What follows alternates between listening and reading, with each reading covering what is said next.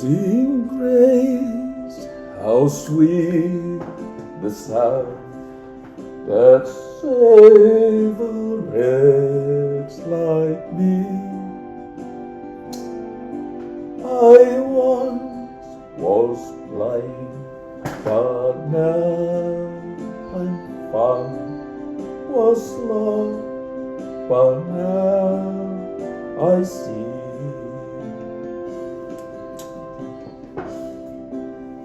Amen.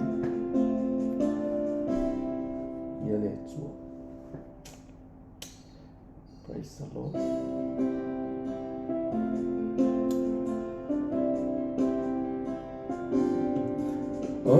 Amazing grace, how sweet the sound that saved a wretch like me. I once was lost, but now I'm found. Was blind, but now I see.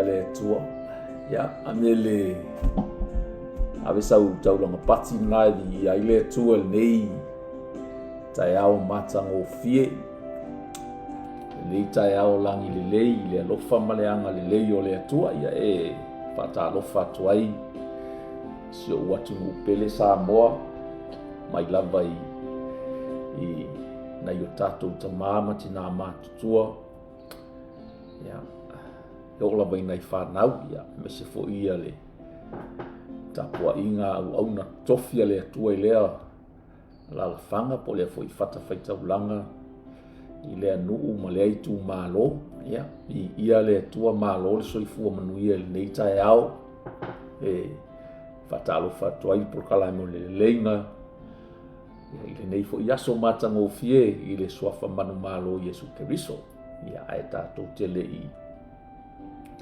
mataina fo le tatou porkalame ua fuafuaina mo lenei aso ia e faamālo le folau faamālo le ono saʻi amālo foʻi le lava papale inau o lenei lava folauga ia e foʻi taimi e soua ai le sama ia e talitonu a tatou aulia mai le isi aso aga i le isi aso ia ma tatou toe fevaveʻaiaʻi foʻi luga pe mafuta foi lunga le tatou porkalame ia o le failonga le na o le lei ma le alofa o le atua o loo mafai ona tausi ai loutou soifua ma loutou ola ia ae ma se foʻi ia se ola o le fai porkalame le ua tatou toe feloa e foʻi i manu ae le o mala i luma o nuu ia e le o tua o nuu pi o aia upu ia e ia le atua o le a tatou tatalo. Thank you Lord. Ia e maualunga lava le viiga e faafoʻi i lauafia o lelei taeao agona lava foʻi le olioli le filemu i le aga lelei ma le alofa faasoasoa o lauafio maua foʻi lenei paganoa lenei taimi po lenei laolao matagofie ua matou fesila faʻi ai ma le paia ma le mamalu sio matou atunuu o ai lava ua mafai ona maua mai lenei taimi matou te faasoa i luga lenei porkalame ia faafoʻi a le viiga ia te oe le atua oe lava o le atua e te leoleo le ufafo ma le ulufale te leoleo foʻi i matou i mea le agauma o lau puipuiga ma lau tausiga lea ua matou maua ai foʻi lenei aso se aso e faapopo i lo matou ola ia o le faafitai tele lea ma le viiga le atua e tumau i lauafio faafitai o lau pule lea le atua faafitai ua malie o matou loto ua malie o matou agaga ua malie mea uma le atua i lou alofa ma lou aga lelei ia palaau lenei taeao fio mai a oe ala i le mana o lou agaga paia tasauni e lufilufina lau upu tamā le upu lava na tusia e ala i le mana o lou agaga paia pau foʻi lea o le fesoasoani mafai ona matou faamatalaina ai fai ona mātou whaasoa i nai lau upu tama ua na o le fesoasoani aloa gaga paia e valau e lenei taeao i le amataina se ia o i lona fai uina ia o le viiga lava e toe faafoʻi atu i atu o i familia se o matou ua tunuu feau feagai ai feau magaluega o lenei aso inai fanau ia oga se foʻi nai o matou tamā ma tinā matutua le latou tapuaʻiga i maotamalaoa le atua ia e alofa aga lelei atu lei foʻi faigā mālo se o matou tunuu o Samoa le atua ia i ona taʻitaʻi faamanuia i so o se tagata anuu o Samoa fealava o nofo maumau ai le atua ia tatalo ia iai au faamanuiaga le matou tatalo lea ia viia o i lenei aso no lou suafa Iesu. Amen.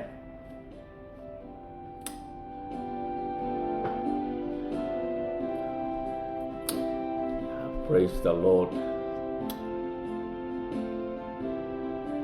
Ia a o le i amataina le tatou polokalame i lenei tula ia e muamua ona asuasu atu ai malu puenga ia ona o le motusia faafoaseʻi foʻi o le tatou polokalame i le vaiaso na tene. But anyway, ina ua toe titilo atu ia ua tau lava i le faaiʻuga foʻi po o le vaega sa manaʻo e oo ia i le tatou polokalame ai faafetai i le atua ia le foʻua o mai lei taimi e toe soʻosoʻo ina ai le tatou polokalame o le leleiga mo tagata uma ia o lenei lava autū ia po o lenei foʻi igoa ua faaigoaina ia o le igoa foʻi na o te galuega o loo faapena ona galue ai ua pei lava o le tusii o loto ina atu pea i luga le lua le kolenito na e 5 suma le 8 se o le 6 ma le tasi ia o se tusi faavae lenā po inā foʻi o loo maua ai pea ia se feʻau taumolimoli ia o lenei foʻi polokalame ia o le foʻua faaigoaina ai o le galuega o le leleiga mo tagata uma ia le tatou autū lenā ua e silasila mai ai le pito i luga o le tatou polokalame o le tatou screen ia galue nei manu o ao ia nei te ua pogisā ia o le koe mafai le on kako fai se galuega ia le atua ai amata atu le tatou polokalame i le vaega lea ona o le talitonuga foʻi lea o le polokalame ia ma se foʻi auauna le atua o loo galulue pea ma faasoa i lenei i luga o pega tafailaga ia o loo momoli ai pea le upua le atua pei lava o le o loo molimau le afioga paia le atua i le lua le Timoteo lona mataupu e tolu al faipesuma le ona famaia o tusi paia o malava e mai le agaga o le atua ia famaia e aogā foʻi e aʻoaʻo ai e aʻoaʻi ai e faatonu ai e faapoto ai foʻi i le amiotonu ina ia atoatoa ona lelei ai o le tagata o le atua ia saunia lava ia i galuega lelei malava ia e vavaai neʻi ai e fā lelei vaega na e vaevae po na e matuaʻi pela lelei mai i le vaega lea le faiupu lea e suma le ono famai o i le vaega muamua o tusi paia uma lava e mai le agaga o le atua o le vaega muamua lava lenā e tilotilo ia o lona uiga e so o se tusi pe so o se mataupu o le tusi paia tatou te faitauina ia iaʻi tatou le lagon le malamalamaaga muamua lenei o le tusi na tusia e ala le fesoasoani o le agaga o le atua e ui lava sa faaogāina le ua apostolo po le ʻauperofeta po ai lava tusi tala na tusia lenei tusi ae na tusia i le fesoasoani po le osofiaga e le agaga paia o le atua atu se situ mana ia le faasamoa tusi paia uma lava e mai le agaga o le atua o lona uiga e matuaʻi manino lelei so se upu tatou te aʻoaʻoina ma faitauna e mai i le atua pe e mai le agaga o le atua a o le manei ai o mea mai e le agaga o le atua famaia e aogā e aʻoaʻo ai e aʻoaʻi ai e faatonu ai e faapoto ai foʻi i le amiotonu eisea ina ia atoa ai ona lelei o le tangata o le atua. E saunia ai fo'i o ia saunia lava ia i galuega lelei pe saunia ai o ia mo le faatinoina o galuega lelei. I le faapeletania ia le ua utagotusi faamanino faapea all scripture is inspired by God and is useful to, number one, to teach us what is true. E a'oa'o ai tātou. E a'oa'o ai tātou le upumoni langa i tele a'oa'o manai le tau faamanino na tau faamanino mai ngai le lominga faapeletania. Famaia. E aonga. Let me put this up.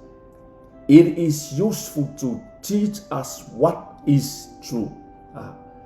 E a'oa'o ai tātou i le mea moni po le mea sao. Vaenga lufa mai. It makes us realize what is wrong in our lives. E ole upulea e mawhai ona whaailoa mai ai tātou mea se seela e tātou te whaia. Ole melon tōrfa mai, it corrects us when we are wrong. Ole upu fo ilalea e whaasa o ai le mea se seela e tātou te whaia. Ma le vaenga muli muli, and it teaches us to do what is right. Ia ma o ilo i tātou ina ia whaatinoina pe whaia lo le mea sao. E lo le mea le leia le mea sao. Ia ni ia le atua pe o le ala le nā e fia i pea e whaasoa fo i lunga le nei por kalame. Ai le vaenga muli muli la o le tusile nā o lo manino le whamaia. God uses it to prepare and equip his people to do every good works. Whamaia, o le vaenga nā i whaasara mo le vaenga muli muli whamaia, ina ia atoa ona le lei, ai tangata o le atua, ma ia saunia lava i la atou i ngaluenga le lei unga lava. Lono wingo lea ngale o le upua le atua, ina ia whapena ona tā pena pe wha ina ai tātou. Ma ia whaau penga i tātou. Ia saunia i tātou te whaatino ina i ngaluenga lelei. Ia, ia le atua pe o le tau amata-matangal na tātou polkalame. Ai ei le vaenga o le tātou polkalame. I le vai asona te ane. Mana ia lava le, mana ia le tala fo ia le tusitala e pelu sa ia whamanatu mai lea o ngā o le tupu o le tangata ma a vea matangata matua. Whamaia, ina ua si itia la oi wa vea matangata matua ua tatau fo i ona ia te oe se anga waa e mawhai ai ona e fesoasoa ni atu pea o atu lesi tangata. Lono winga le manatu le tusitala. Ua lama lea taimi wana o lou sau ma e sau whai ma e talitari whaalumanga. O le taimi ua tatau ane haru e whaasoa le sosia ma le tamao a inga o le atua o lo o whawhanga i nā i pea oe. O le fua le nā e iloa ua e matua. Pe o le tato au tū le vai aso tēnei. Ia e tupu whaaleanga. Ia, o le tasi le nā a fua e iloa ua e matua whaaleanga. Ua mawhai fo i oe ona e fisoasoani i lesi uso atangata. E te hao atu i le upo le atua ma e whaasoa atu e lei ma le matango fie o le atua. Ai o le vaenga muli muli le tato pokalame na motu sia tato pokalame o tato oe. Pe o le ala le to e fia pai. O le meo le tangata fo i le fe fo i ia i pe to e fo i tua. E fe fo i ia i pe o le mea na e sa o le tusmoi o le to e ripita. To e fai ale mea se ale e tasi to e fai luna winga. E fai na tā lava ona e mawhai ona si tia lowo langa au na i le atua i lesi tū langa e tatau ona e oe. Pe a e fe fo ia i lava i le mea le e tasi. Ia, e pe o le to e vava ia tuna le tatou porkalame le vai aso te ane. Ia, ai o leo le a tatou a mataloa i le nei aso. Le aso fia le aso fitu nei o mati. Le la atu lo i lunga le tatou tusi faitau o le tatou polokalame. O le tatou polokalame o loo maua mai lea se tusi tatou te tilo ia i lenei aso. I le Ioane na e iwa ia e faitauina mai le fai upu mua se ia whangata le ia se i tatou whaasoro pea po le ale fai upu po le ia le mamao e tau ana o le tatou polokalame ono se tala masani o se tala fo i ua tau loto fo ia tamaiti nei tala ua manatu tatou polokalame ina ia whaongaina le atu si tatou te tala noa i nei aso ia le ole pe lava o na tau fai e tu ina tu lunga le tatou tusi fai tau ina ia fai fo ona malama nisi e fai ona maua le avanoa e whalongolongo mai ai e mesi fo o tau ro au mau fafo e wa kaule le whasa moa ia o le ala tu watu i lunga le tatou screen le ia whapeltania mo outo ia mama fai fo ono tau tilo mai ai po sa o fa mo ina fai por kala mo tatou tusi ia di ia le tu al nei tai out ai ole fai tau ina fa sa mo ia ai sila ne o i lunga le i le fa peltania fa mai ole fa popula ina o mata o le tau aso ua maliu ane o Yesu ua sila fia le tangata ua tau aso talu ina whanau mai ona fesili mai lea ona so ia te ia ua whapea mai rapi po o ai ea ua ngasala po o ia nei po ona matua ina ua whanau mai o ia o tau aso tali atu Yesu e lei a ngasala le nei tangata po ona matua ai peitai ina ia whaalia i o ngaluenga ale atua ia te ia. Whamai whaipue wha e ta tau o na whaia ngaluenga a le ua awina mai a manu o hao. Ne io o mai le po e le ma whaia i se tasi o na ngalue ai. Ia. Le la whangatala o whai tau i. A o le whai upu tonu a lea u tato o le whai upu e wha. O le nā o lo a watu e stato au tū po se wha malosi. Au fo i le tato polo kalame. I le nei aso. Ngā lue nei. Manu o au. Ngā lue nei. Manu o au. O le tala manino pei o na tato tilo i ba e sila mai fo ia o whai tau ina. I le vaenga mua ina ua whape nā o na tau mai le sa valinga lea Yesu ma o na so i le nei tangata. Ia, i le whaitau atu fo i o le nei tangata. Ia, ua whaisi i lona lava whanau mai ia ol ina ua mawhai fo i ona matua, matangata matua pe ona ia i le age leo i eista malo. Ia, sa avea o i o tangata nofo solo i mga ala ia ma aisi ma. E whapea lava le soifuanga o lo tato mai tau wina i nei tangata whapene. Whapea fo iso tato o tunu o Samoa. Toa telefo i o nei tangata e pole wa ai, nei tangata e pipili, nei tangata ngungu, nei tangata i le atoa le malosi. O lato whaia le ngaluenga lea o le saufa whai i mga ala po o whapolo kito o whale. Ma lato wau ngani mai i se fisosoani ale o se mea ai, o se tupe, po le ala wa se mea lato te mana o mia. Ona e leo ia i lato le atoa o le malosi e pe ona ia i tato e mawhai ei ona ola lava lato pe e tausi lava lato.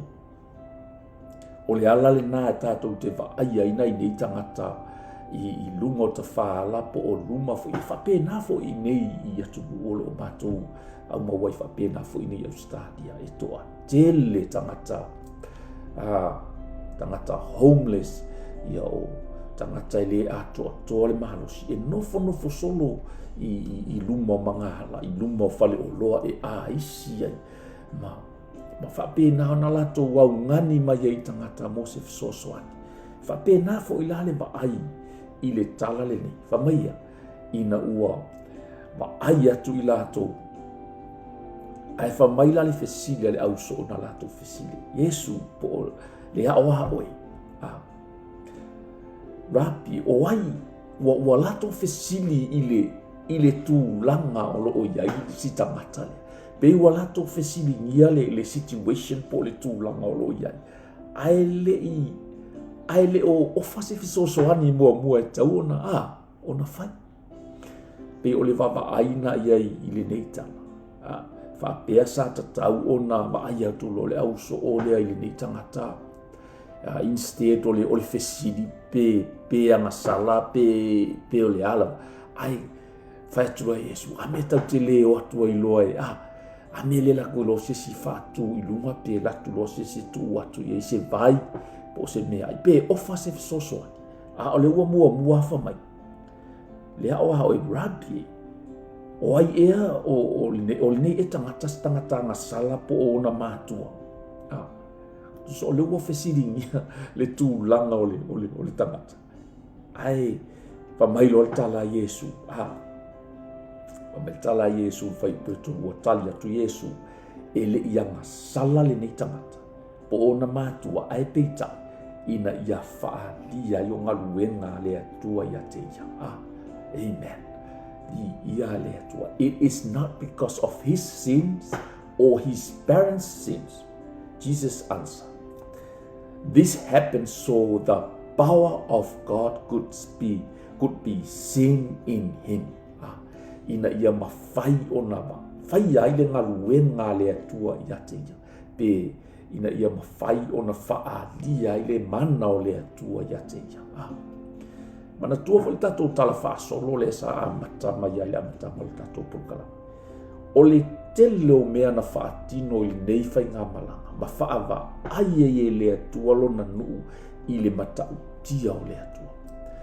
O le ala fo ina e whai so o ia tala le atua ia mose i nei whai ngā malanga. O te wha maafala se i loa i Israel, se i loa i e kupito mawhalau le matau tia o le atua. Lea fo ila e tangia i tala le nei. Ma le tala Yesu e le seanga sala skama. E le o seanga sala fo ia nei o na matua. Ai se kou wawa ai ai, se kou i loa ai le makau tia o le atua le kou ki o whakasi. Amen. Ni ia le atua. Ia tato wo o mai lola le fai upu lea e wha au tu ina i tato porkala. Na olo o fai o nai lai tatu le lamua. Mai we must quickly carry out the tasks assigned for us by the one who sent us. The night is coming and then no one can work. Whamaia, i lona whaasamoa ina, whaitau ina le whaasamoa. E tatau, whamai, e tatau ona o whaia ngaruenga a le ua auina maia. Manu o ao, a o le po, e le mawhai se tasi o na ngalue ai.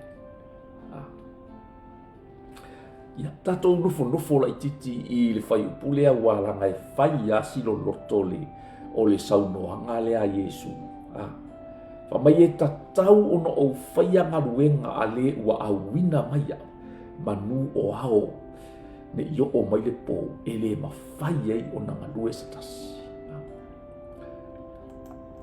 O le fesili po o se manatu e te tilo i e ma nei e le whamai o e vaaya i o lo o atangia i na sau Yesu e iai le ngaluenga na au na sain e le atua moia ale whamai we must quickly mena te mana ia whapiltania we must quickly carry out that task assigned us by the one who sent us. E ka kau o ngā whakau nguu whaavave o ngā whakau nguu le ngaluenga na tuina mai a te tātou e le na auina i tātou. O lahe kalangoa Yesu ia ngaia ma le au soo le alau keo maonga soo i alau keo whakasi. So o longa uinga e ei le assignment na Yesu na saumana ia. O le assignment la lea Yesu le whamai e ka kau o ngā whakau nguu whaavave ngā whakau nguu ngai ke ua po o le whesiri. E le mawhai e Yesu na whatau nuu la na assignment po la na ngaluenga lea i le po.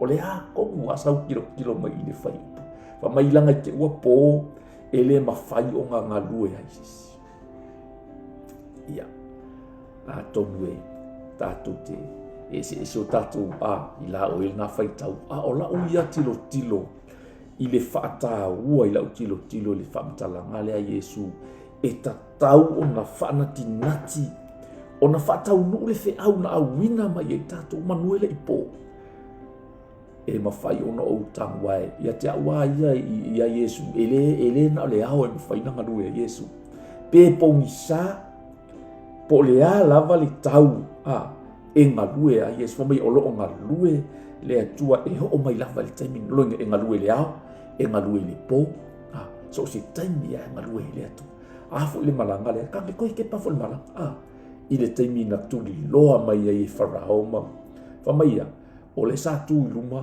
le atua lana ange luma le afi luma ai na no mai au sala o le pole o mai na no mai au sala elu o yo o le tuli loanga le a farao i le po fa mai o na move lo la yo le atua e ala le afi fa ni tu le ba i le po i le ba o sala e luma mai kupit o inala e tau mia o sanga lue fu i le atua le po fa mai e ta i le ao fa ni utu i le ao ai afi fa ni utu le po e o foi angelu le sa tu ma sa me i foi ku le po lo wi e le o se ao la ma due le tu o le winga la na la utal e ese le fa e fa si lo lotto le tala le o le winga o le pula Yesu manu o ao o le ala na le fa autu o le tato proclame nga lue nei manu o ao e mawhai ona uto e wheni ua ina le whaamtalanga le a Yesu ina ia watu i se manatu whamai ngalue nei manu o maua le awanoa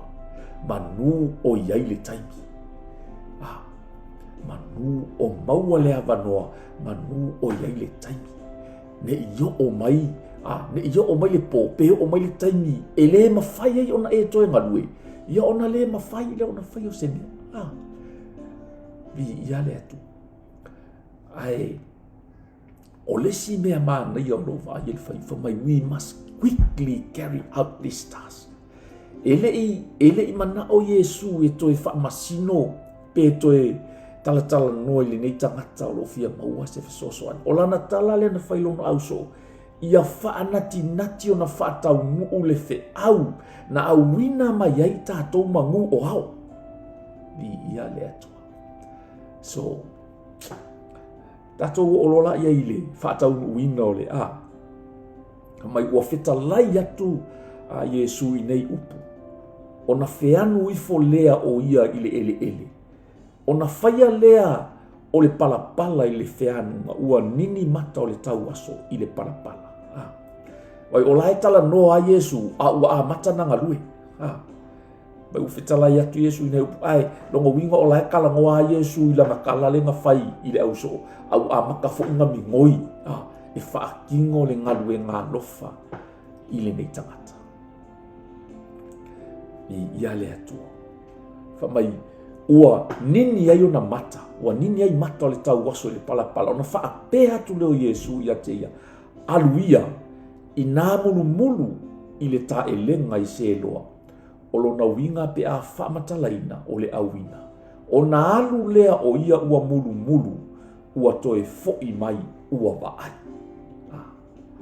ni ia le atua pamai kou wash yourself in the pool of Siloam so the man went and washed and came back seeing ai la le mana ia kusale ua i se kaimi vave po o se vavenga na fai i le vae ngalo le tau ua whaatau uina le leia i le mea na awina mai ai Yesu e fai ele iai ase se tuai po o se whaalabela veina o le misiona le na sau Yesu e fai la ngai manino le leile le fe au po o le misiona na sau Yesu e whaatau ngai le tusil na o le la tato o lela vea tau te toe fia mana ia tato i le lukal na e wha alu na whai upu e suma le vatu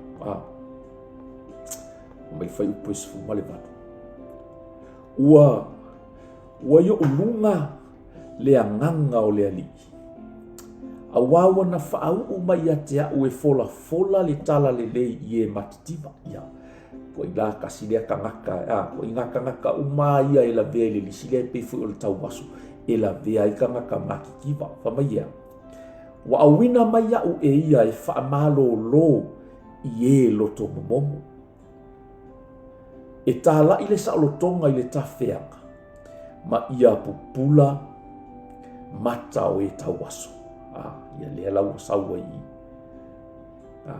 that the blind will see e whaapupula mata o e tau wasu o lona wingala o le mangingo kai pea mol kangaka fo i lea e alu e whaingalu e nae ai ku i le e o langa course descriptor pe ku i e ilanga course outline po o anga makangalu e nga i e whai o whaksengalu e nga i hao e baku malau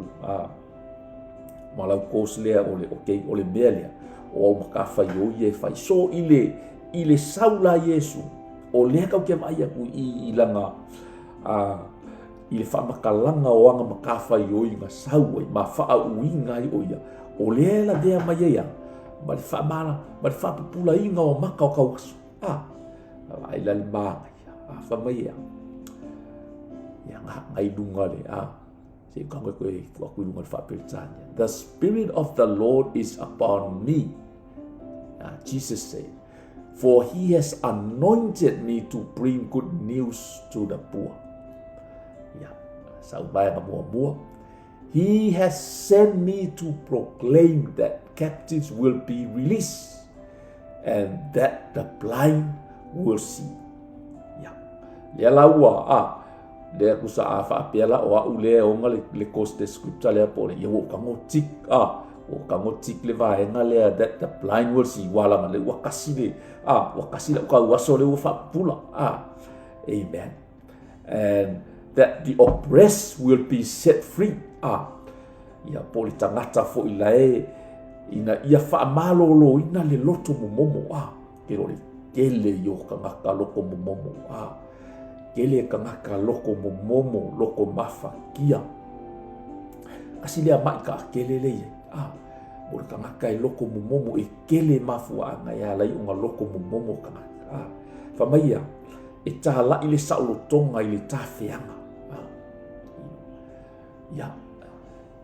kong ki fisili mai o kelo kafea u ye se e kelo kafea u se kafea ma le ke ngofo u ngal pa maku ai va ye ile le fa kafe i ngau isala e lule ma fa kafe ai le nga fa kafe ai ngai pa pelongia e fainga e wa upunga ngai fa nga mai nga ku spai ma fa kafe ai se la ngole usika e fa pe nga fo ila o enga fa pe fo yo ngai kele o usika i ma ele fa longo le upole aku e ma fai fo yo fa ingo o ngai ke kafe ai se o ngai ke kafe ai kele o mau ele se me o mau ngai ke kafea ale la fa mai kala su nga sau fo ia o le sile va enga o lo ilunga o langa o anga makafa i inga ia kala ile sa lo konga i kangaka ngai kafea ia o por kangaka ngai wonders le kangaka inu ele o mau ku fa ia nga fa ingor ka kafea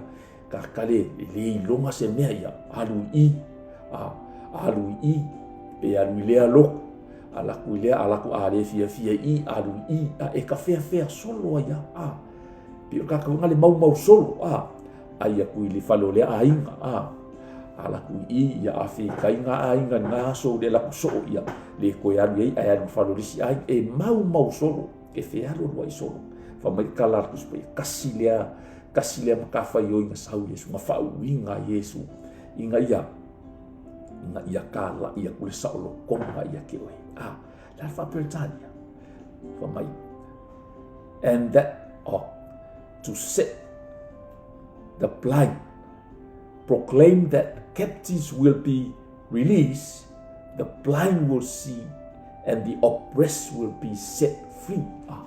Kangaka ia le kau mia po kangaka o le loko momo po kangaka foi o le ka fea e lo mau ku le lei po fea kong le me kaunga ku ia o le sau Yesu ia whasa o loko ma le vaenga muli la o le vaenga muli la lea e relate nga i kako i le kako au ku pe o whamai kala Yesu ngaluengi kako wongi i whaakingo kako makawhaiuinga au inga mai kako mangu o au ai whamai le whaipu muli lea i lalo le o le whamakalanga o ngaluenga Yesu so whamai and that the time of the Lord's favor has come.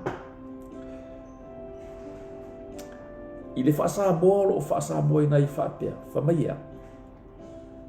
Whaipusuma leima. E tā lai le tausanga e whinga ngalo ma lie mai ai le alii.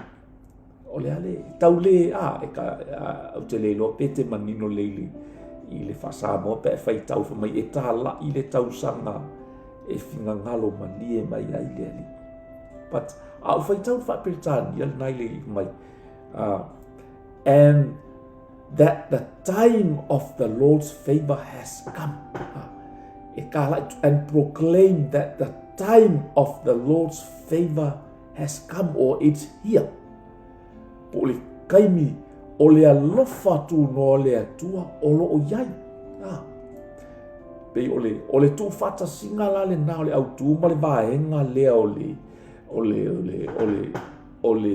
o ngaluenga po o matawhai o ina sau Yesu e whai. Ngalue nei manu o ao. Pe ngalue nei manu o lo tato iai i le alofa tu noa o le atua. Manu o lo iai le feiva o le atua. Manu o maua le avanoa. Di ia le atua. O le alau tato vaai i le tala pupu a le tato au maia se fata ita inga. O lo mana o Yesu e la tatu toi fo ele tatu tusi fa mai tala a Yesu yo na so e lo mona le yo ane i vale tatu a fa i pule fa mai we must quickly carry out the task assigned us by the one who sent us. The night is coming and then no one can work. Mai Yesu e ao e tatau ona o whaia pe whatau nuina le ngaluenga a le ua auina mai manu o ao ne yo o mai le po ia o se lu i tau fo ila na mo i tātou o se lu i tau fo ina le porkalame o le lenga mo i tātou e te whesilia ia o e te oe manu o ao manu o ao manu o maua le avanoa manu o maua lo soifua e malia pe ia tau foi se saunoa ngastas foi au na lo fanu atu foi ia na porkalame lu le global TV fa mailan tala i no le tele o tau sanga sa faalu le lalo langi ma fa o nga le lalo langi talonga ma mea ia ale o mai le taimi e ave le ola mo le atua a o makua wa tele tau sanga wa e fa pe na fo se lu tau le tato por kalame po se baba ia tua i tato por kalame le neas wa tau ona fa tau ina ro le fe au po le assignment na au mai le atua mo oi manu o maua le avanoa ia le atua o se lu tau po se upu wha malo sile nā mo i tātou. A o le mā nei a fo i o le tilo. I le nei fo i tala po le nei vā e ngala i titi o le nei tala. E lu i tau o tuai o e le te whaafonga mai. O e i loa lau assignment. O e i loa e iai le assignment po le task. Nāna mana o Yesu e whao ngā hai oi. Ai o le ala nāna na fai mai le tustala e pelu na tato iai le vai ason te ni. E tatau na e tupu whaamatua ina lou tangata. Ina ia avea i oe o se tasi e ao atu i lesi tangata. E whaamalo si atu i lesi tangata. E tala no atu i lesi tangata e ala i le whaalatanga. Ia le atu. Ia ale o mai le fe au le nei aso e so ina i tatou porkala ia e galue nei manu o mafai manu o au ia ia le atua e tele ia tala o lo tustusia i e mafai o le tatou o e faitau ma tatou vaavaa ia i le faataunuuina taʻitasi o le assignment po o le feʻau na sau ai iesu ia e fai le assignment a iesu le famai ana ou sau ua faauʻu e le atua ua ioʻuluga le agaga o le atua ia e faamālōlō ia e loto momomo e faapupula ia mata o tauaso e faasaʻoloto mai tagata o loo tafefea po tagata o loo tafefea solo ia e faamālōlō e o loto momomo o lana ia lenā assignment po o le faataunuuina lenā o le feʻau na valaau ina ai pena lai ona au maia o ia e le atu ia a tatou vaavaai lai e le talaaga o iesu ina ua sau faataunuu lana misiona na taunuu uma ma taunuu i luga o le sa taunu o le taunuuga lenā o lana ia misiona na saua fanau mai o le tagata sau faataunuu lana misiona fai lona ausoo malugu atu ia faataunuu lana assignment na sau e faataunuu len famai ai luga le sa taunu ua maeʻa ua taunuu ia ua fai lenei mo ua fai lenei mo taua ia o le a le uiga o lenā afai le sa faataunuuina iesu ia o le assignment foʻi na le ua au mai e le atua iai tatou po se faatonuga malosi foʻi lenā po se feʻau faamalosina o le ialu iesu ua tuuina mai e iesu mo i tatou e ua faapena ona avea ma ona so mana ia le feʻau la le tala na fai e iesu i ona so ona e tasi lea faafitau le pe ona titilo e faafaigatā ai ona oo lau fesoasoani pe oo lau galuega mo limau i tagata ona e muamua e faamasinoa tagata e muamua e tilotilo i le tagata ae te lē o vaai le feʻau na auina atu ai oe ai lē faataunuuina le feʻau po o le misiona na lai ona ea ia ae faalavele ua e kaia ai lou vaai atu i tagata e maybe e loo se tagata e loo se tagata lē taualoa po e loo se tagata mai se tagata maualuga ia lea lae o te talanoa atu i le mea lea ae faamanatu mai loa e le agaga paia o le atua le matou talaʻiga i fagalii i le tausaga po se mea o le iva valu o iva fitu o le iva ono samoe i le galuega le au talafouga o keriso o te faamatala lenei tala ona tasi lea mea e faafaigatā ai ona momoli le feʻau pe te fefe foʻi pe e le mafai foi na faataunu ona o lou vaai le tulaga lai i le tagata lea te vaai atu ai e mafai ona le faataunuuina ai le lau assignment po le misiona o le tala leu te faamatala atua o le tala moni lava i le mea na tupu le matou talaʻiga lea e toʻatolu matou ia o aʻu la sa ou team leader i matou talaʻiga lea mau te afe atu le fale lenā i fagalii faafesagaʻi toititi a faafesagaʻi ma le malae vaalele po lalo laʻititi mai a ma le malae vaalele i le isi tuala i fagali mau te ulu fale atu o le tagata o le makuākiga o ke lē a o le kagaka e faafefefefe a le kiga o le kaka i lau vaai o ke o le kagaka o le makua o te iloa foʻi i luga le uolo le fale o le tagata e kele aga kusipasi ke vai aku o le kagaka sa o ilisi e lē e ke lē kamalo mau te taunuu atu la o lae saofaʻi tagata i laga sitting room a lae saofafaʻi mai lana galu teine pe toʻafā laga fagaukege maku a lae iluga lalaulau lae tausami lae aai ia matou sao tuʻituʻi atu lo le faitoʻa o lea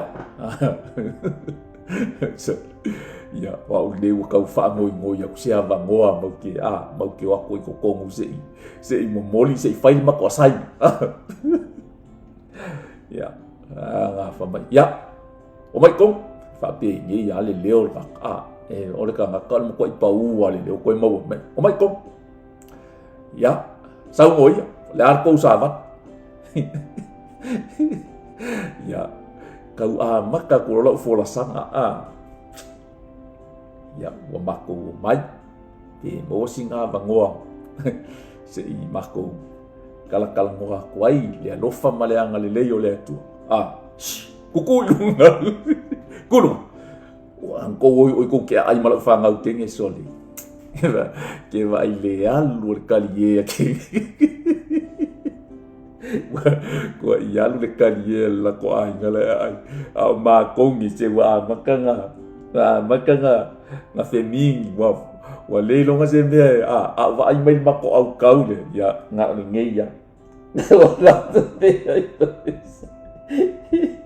le ai ma se nga se ulu ya fai mai ya mo ke ngia kuzawa nga mako akul mako kala ina ya wa ima ko e kamano mako ya wa I wa fai mai kele ya ala ke sa fa ia alua ele ikani ya ka malo sa kala ele imanga o ya e fa fonga mai le li o fa ya kulo ele fa kai mo ke wa lu kulima ko mo ke ai se o ka va ai ko ele ko e o fa nga ya piwa wa kaula ngai vo si sua makamuri vo le fainga ma ko ka malo nya la ko e me la ko ai ya o fa ya kulo go ka malie lo finga ngal ya ole o saungia se ka ko kalosa ya o nga mako fa se lo ai le ala nga ole fa wa ma ko nga luenga ngai ko la fa ya kalia lo paula ngal me nga kalia ya la nga o mori mau ole nganga ole akua le lungo ka ko le nga fa o ka ko ele tua ka ke mori mau e fa ki mo ka ko sai po le ale de vela male kingo ke le male leo ke le male fa ma ingo ma ko le ngai ke lo na mai ya ilalo ile tua na koe au mai ya ilalo ile tua fa file mu le loko le nei tama inga ua umar kakalo mako koe kalkalangoa vi ia le tu pia mo fa ya o lu I kau nga ole assignment de wa mai ele tua mo kaku e ye kenyi e ke alu ai ma fa pe ke fa mo ko e fa mangui ya le tu ai wangi ngalo ya o iris kenyi ke alu ai lalo le pa e ye liko e ye fo ai e ye le maunga e ye fo le bang ia aua lavangi I ka ko fesilingia pe ke questioning ele nga ka wangi e fesilingia le situation le mea le ke ro fa sana ia o fo e fesilingia le fa unga le tua nga e alu ba ia male kanga vala au ko ke wale fa mai kala Yesu le ala ko e fa ia war kala Yesu fa mai we must quickly carry out the task assigned us by the one who sent us kelo faya nga assign pe a vatu elea tua ya ke oele fe au le ngai ke alu e mo po le ngaluenga le ngai ke alu e fai ele ia la se si fa la bela venga because ole nga send assign oele tu mai ke kali kongu fo ole assignment le ele fa piko ai se kamaka ele fa piko ai se kamaka le anga ole kala le a Yesu fa mai ia o ko wo aku o lai fala ia o ko wo aku o ko e lo ka ko mo to kala so se kanga ka ko mo ma fa ku I le tua o ngai ai lo wasai o ngai ai le me na ba ku le tua e ke na due ai ia fa tai ole ka ko o ngai ai le fe au nga momoli aku ele atua I ke galue I ia le atua ai o le whaamalosi fo Iesu whamai ia whaanati o na whaataunu mangu ele I o mai le po mangu ele I ka ai ka whala mangu ele I te ia kalamalia alisingu ungai melo o ka kau mangu ele I kongia le losa makua we kia lo lalo le ongo fuku kau ai aku lo losa yo mangu ele I uma ele I yo o le kainyo lau last breath po la ma ngava muri muti ia le atu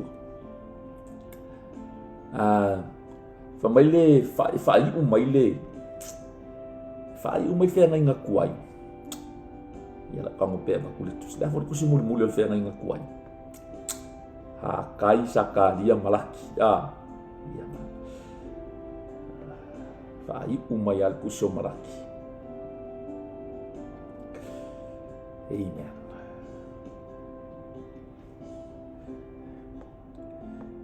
ia le atu ke manga o fa umaku ka proklame langa le fu umal ka ko kai fai upule na suma le bat ya le ka mai highlights fa ki dia le ya okay then you will see the difference between the righteous and the wicked, and between those who serve God and those who do not. Ona outou toe loa ai lea. Mai whasamo. Ona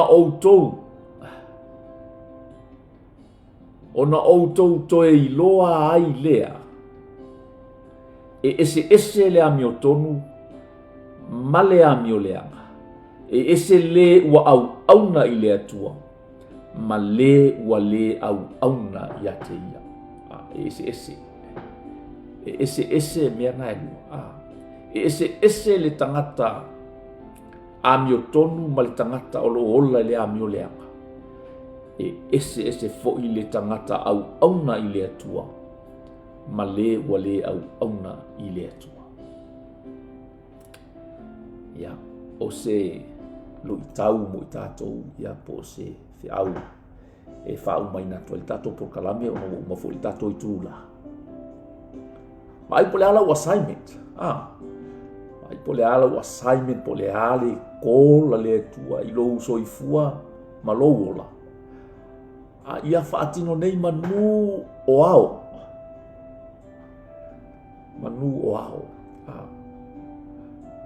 Ola o whaitau ina o le tusi lea na whaitau e Yesu o iei tutono le manu le luka le Yesu ma le luka I whāsuma. Lea foi o le tusi le nana tusi e Isaia po le tasi nā wha perfitanga na amaya Isaia e winga I le Mesia. Na ile Isaia e ono sumal tasi ono na whai upu muamua. Le alana balo ia mai Isaia sau Yesu o langa course the scripture nga po o langa la for ka ule mea le still looking for the word le upu le lau e sau te whainga luenga o na avatu le ia te oe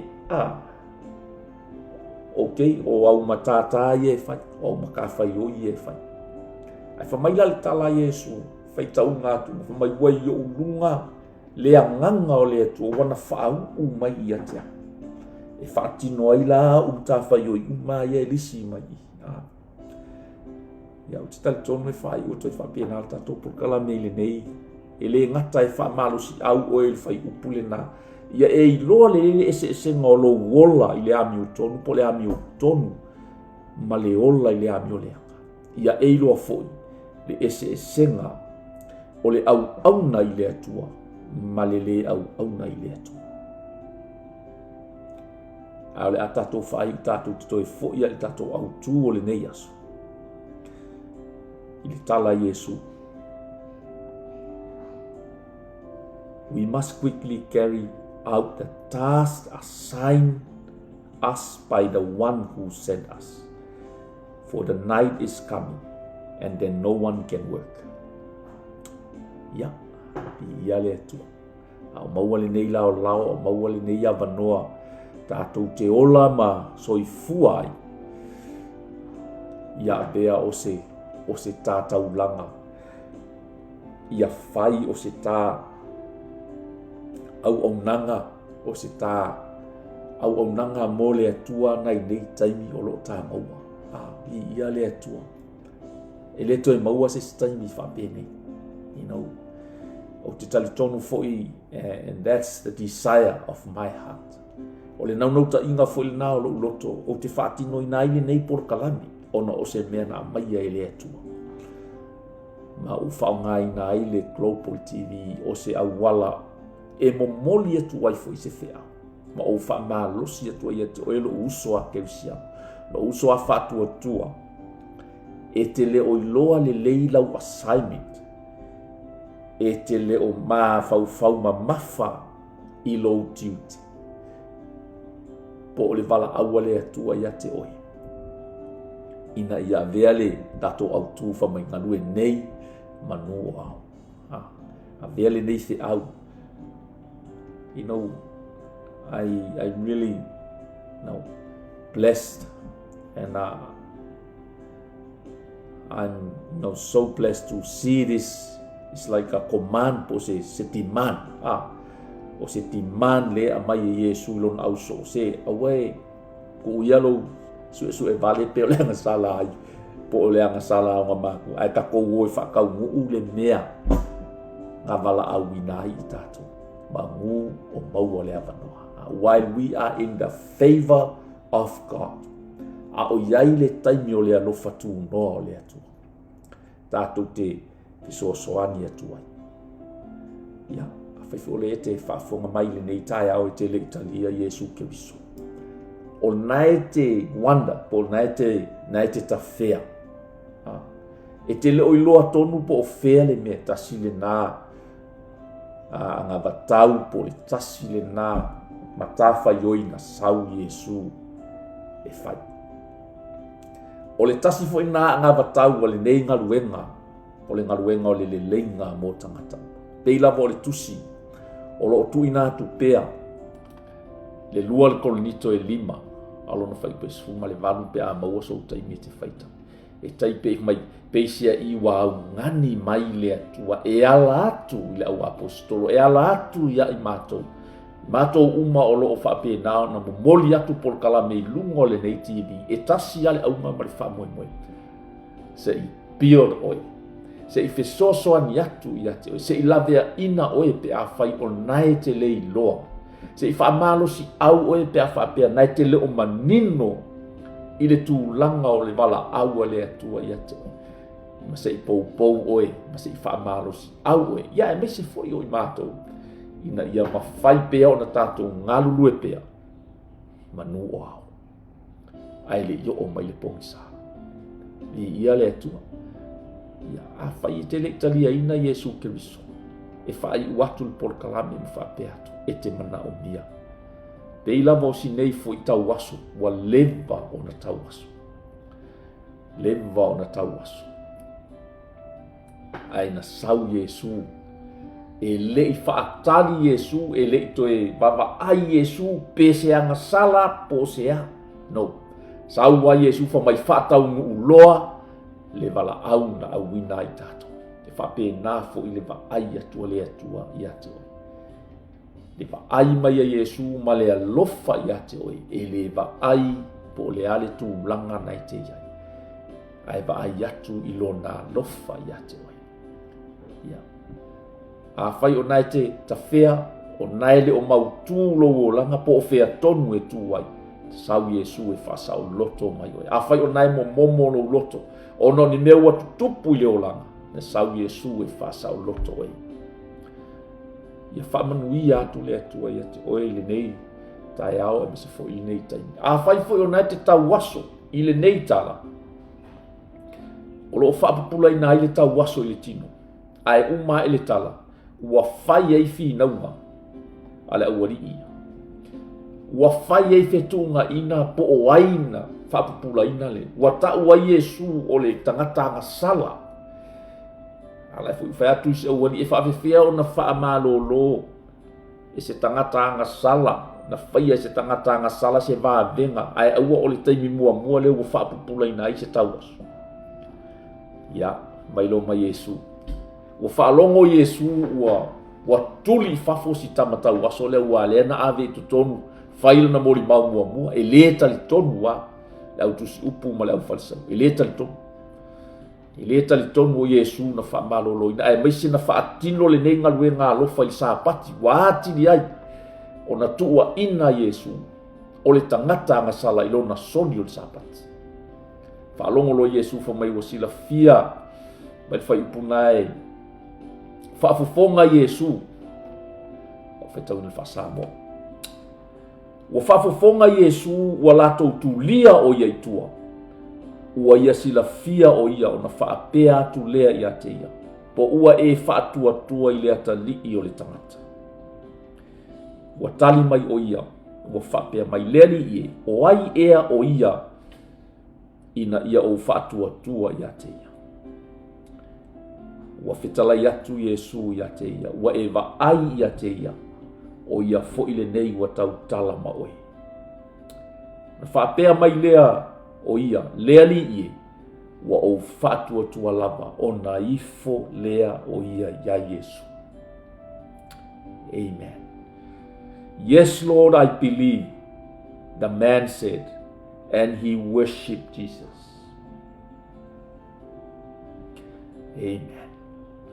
Tangata lea lea na whaapulaina. Yeah. Te lo e a sui fo i lea tua lo wolanga. Pe o le nei tangata ua whaapulaina. A ua tele ai fo i matala tangata ia te oi. I warn you a whailau whiwhiringa mo Yesu e le whai ngō fie lau savalinga. E le ngata o lau savalinga fou o le ua a amata. Ai te lua whaafeta ia i fo i mawha matalanga matala tangata. Wa isi nei a whamai le tala le si kala maa lia le mai. O le ko ke wha masingo mai. O le ufa o au le na kawaso. O le ua o pupula. O le ala le si mea ko ke su e mai. Le ufa yaku. Nga wha pupula ue Yesu. Le kawaso la ngā le vo isau Yesu e wha pupula. Le e wha ia lea spiritual blindness.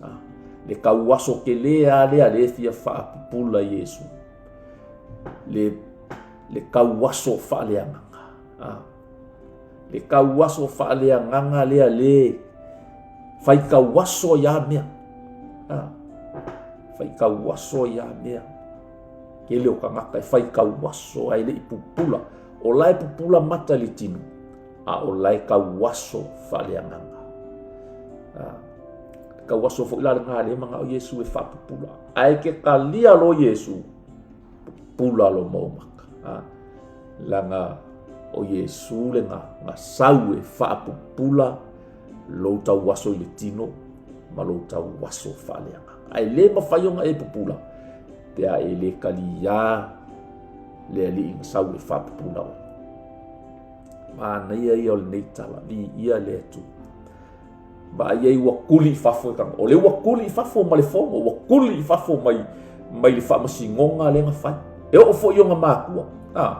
Le fo i fisiringia koe le fongo nga mākua. O se lua kama lea. Ia ua fefefe fo i mākua ia wha mai ia. Ua makuanga ia e kari akua. Ua musu. But they knew very well it was their son who was blind. Lanu wala i o ma fefe. Lanu wala i fefe la ukau waso. Fefe kai kai whare kare sia. Kai kai o le loku. Loku i ukai. Fefe. Fefe ke ua mōlia. Ai mai sia le nga whai e Yesu i sāpaki mele. Ua fefe. A whamai ia fesiri e ua makua. Ngai vukoi lokau kala. Aka. How can you use it? Wame whenga e kula fo ia si au kama. Le ua whai e Yesu le vābenga. Ai e koe whai koe e whai e. Ai anga o. Yes. Mea ole proof ngā po ole evidence ngā e ke kua. Ole mea ngā e ke kua. Yes, ola ukama, ola wakali, nga ola mayaka waso anga nga whapupula Yesu. So wa ulis kanga kapi ko siri nga leo kelelo ka leo ya almele ya ide kalan. If siri ko ya yo nga mai wo ola va yo na matua. If siri ko ya ile fongo. Ai ke mama ia fa ia nga we lo kala. Anyway, le fa ai umal tato tato ta. Fa ma Yesu. Ia le tua. Malfasida Yesu, do you believe? Ai dunga ia tau le manino langu mu ia le la fa langu langu wanga ili fai ngofia ko fai kau mai ia la fa mai tala Yesu ina ua tuli lo ifafo sau lo Yesu fa mai, do you believe in the Son of Man? The man answer, who is he, sir? I want to believe him. Amen.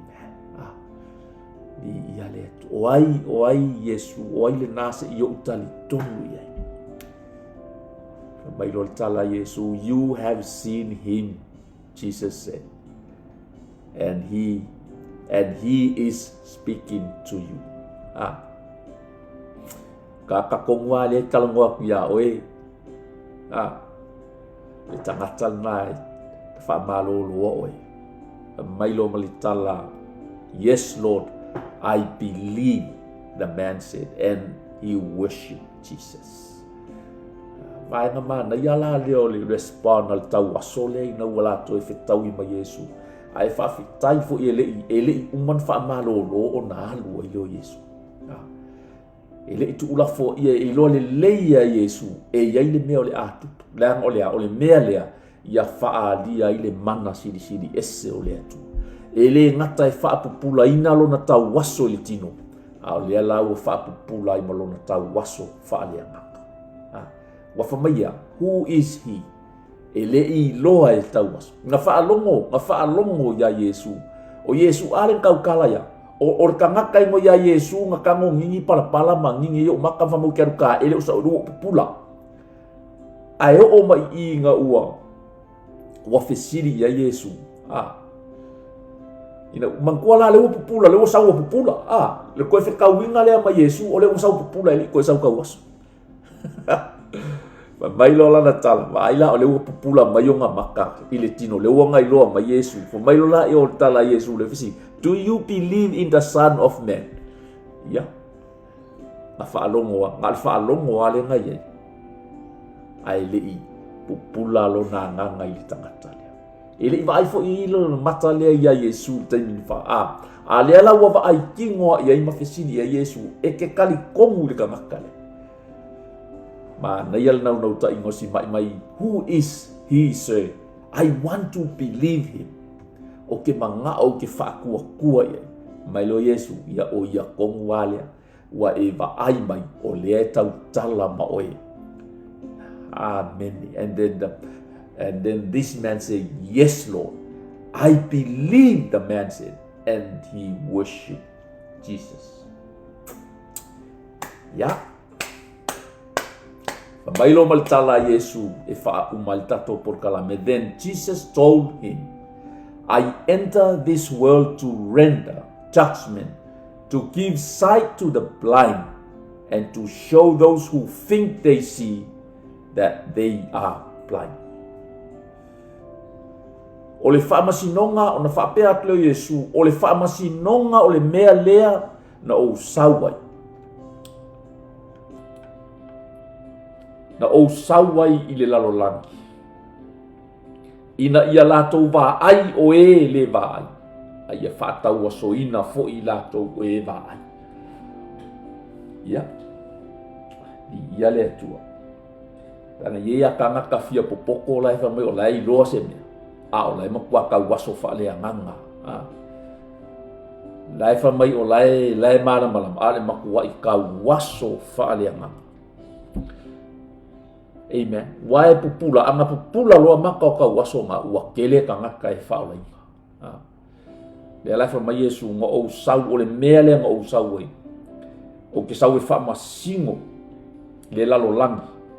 inga ia va ai o e le va ai pe sau ia va ai ka waso pe ka waso le mele sau Yesu inga ia pupula maka ka waso le pupula nga maka fa le kingo le wa pupula ma o nga maka fa le ai fa mai a o ka ngaka lai fia popoko fa mai o lai pupula o lai va ya ka mala ngai ka waso ya amen. Ai ole mea tā ua I ole respond ale tā waso po le tangata ua whapupula. Yes, Lord, I believe the man said, and he worshiped him. Te loa pau wā ngā ole ki e te whaolaina. Ngā pau wā ngā ole ki e ke whaolaina. Ngā o lou whaatua tua. Ngā o lou whaatua tua. Amen. Ole mau masan. E la tua tu e wha umai. A wā ua whapea lama o nā lofa mai o le atua I le lalolangi. O ia awina mai ailo nā tali e toa tasi ina ia awane I whano o se whaatua tua ia te ia. A ia maua le ola e whawawau. I ia le atua. I ia le atua. For this is how God loved the world. He gave His one and only Son, so that everyone who believes in Him will not perish, but have everlasting life. Pamalitala tawaso. Yes, I believe. Ai talitonu leita yao ona e muli mai le talo le afa. Uma to tato por kalami. E pupula yo mata fa le nga. Ma whaamala malama I nā I e lea tua I ate o e mea uma o le nei savalinga. Tā pena I oe ma whaatupu ai oe ma pio dai oe se ia o oi da e matua. Ia ma whai e fo I ona avea oe ma se tasi. E whaatau nuina le fina ngalo o lea tua. Ma lea tātou te talo. E whai ona e muli mai upo le nei te talo. E ma whai fo I ona e te talo mai ai pe a whaapeo. Nā sa whaapongi sā lava oe. E te le I loa I ai lau assignment a ua leva ona e whaolaina. O nai te nofo a e te le I whai ala ma se mea e tasi. Mo le ngaluenga le atua. E te le I moli mau atu lava I se tasi. E winga I le alofa o le atua. A ua leva ona e I loa e alofa Yesu ia te oe. O te mana o fo ia te oe. O le nā lava la e te tau waso whaalea nganga. E te le o I loa. O oe lesi tangata ua leva on te tau ona e fesoasoani I lesi tangata. Imagine how fast the gospel will spread out throughout the world.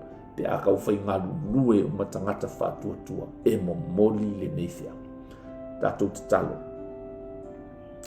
Muli mai upo le nei te talo. Whaafetai le atua I lau upo. E a oai. E a oa iai, e whaatonu ai, e whaapoto ai foi I mātou I lau wāmioto. I le nei tae ao o te whaamaua lalo ma whaato ese I o luma. Whaamangalo mai au le tangata angasala. Whaamangalo mai au le tangata tawaso whaaleanga. Whaato ese whaamole whaamangalo e ala I lou toto Yesu Keriso. O te whaatua I lou suafa.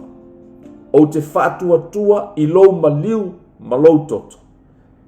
Na whaamalingi ina ia o mangalo ai. O te whaatua na toe whaatuina oe. E le atua mai le oti ma le tuama. Talatu lou loto I ate oe. A fio maia, o te talia ina oe, e avea mao ua lii, mao u whaola. A fio mai e te whaapupula ina lo utau waso whaleanga, ma e fesoso ani mai I lau wholau. Whaafetai Yesu wa o whaola ina, whaafetai wa o pupula ma o malamalama. I lo suafa Yesu. Amen. I ale atua. Ya, whaafitai, lo mafta mai I tātou koro kalame I nei yaso ia. au sia uanga le lei mafsosoani atu fo ile tua i se au moli o le nei aso ia whamanu i atu le atua i fuafuanga o lo toe ia e mo le taimi nei whaafatai lo mafuta mai tātou toe feilo ai fo i le aso tofi o le vai aso mua pe a pule alofa le atua e taitai atu ia i loutou soifua ia mo so'u nei ola mo le taimi nei whamanu i tele le atua i au magaluega o lenei aso. God bless.